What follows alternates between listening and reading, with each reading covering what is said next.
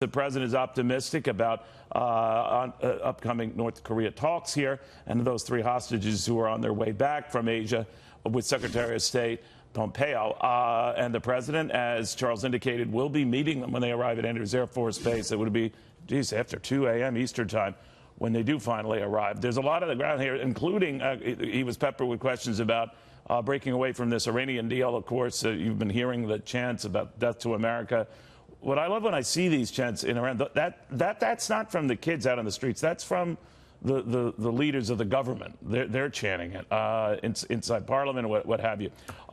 Be that as it may, the president is warning the Iranians that they should think twice if they're looking to sort of renuclearize here. To former Presidential Envoy to Iraq, Ambassador Paul Bremer, on all these quick cross currents. Ambassador, always a pleasure to have you. Thanks for coming. Nice to be with you, Neil. All right.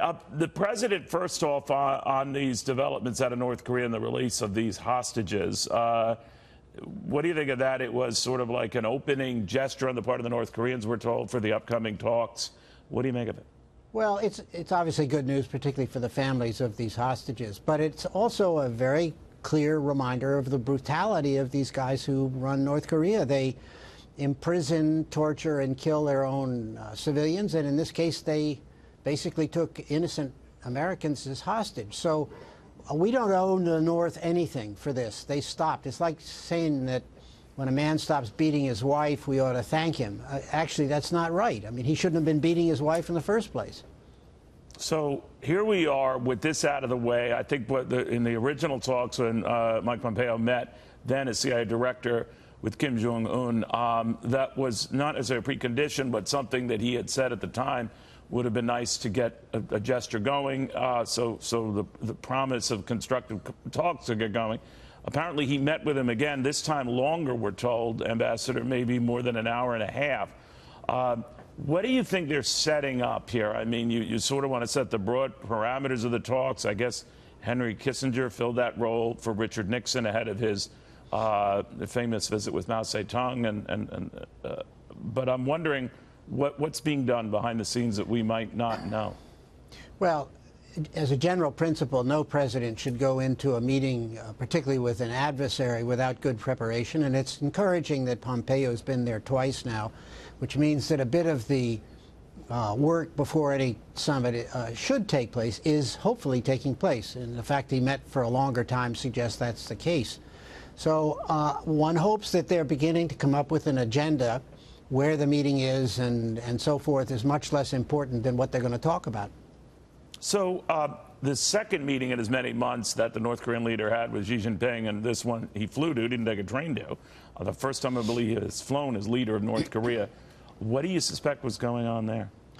Well, I think two things. I think both the Americans and the North Koreans recognize that there's going to be no solution, if there's going to be a solution, on the North Korean nuclear issue that doesn't involve China. And I think, secondly, the Chinese could see that we were moving ahead with the South Koreans, and they wanted to get back in the game. So they invited Kim twice now to visit and have discussions with President Xi. It's perfectly logical from the Chinese point of view. They want to keep in the game.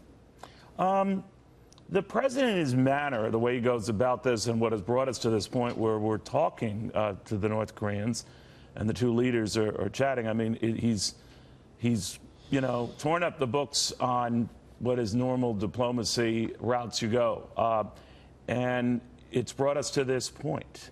If he succeeds here, will it change the way we go about international diplomacy? Well, it would certainly validate the way President Trump goes about it, because he would conclude that it had worked. I think we're a long way from success in North Korea. I'm not an expert on the region, but it strikes me that when the sides sit down and talk about, quote, denuclearization, we're going to find that that means a very different thing to the North Koreans than it means to us. The North Korean goal is to separate us from our allies in South Korea. And the Chinese goal is to separate us from the further allies we have in Japan and elsewhere in the region. So this is a summit fraught with great difficulty, I think, and I'm glad that they're making preparations. Ambassador, the president has said he'd walk away if the course of these talks wasn't proving constructive. He has not indicated what would prompt that. But what do you think would? Well, I hope he doesn't define it publicly. Yeah. It's not a good idea to define it. It is certainly a very high risk for him, a very high risk meeting, because it's too easy for it to fail on the issues that I just talked about, the presence of American troops in South Korea and maybe in Japan, the presence of nuclear weapons anywhere.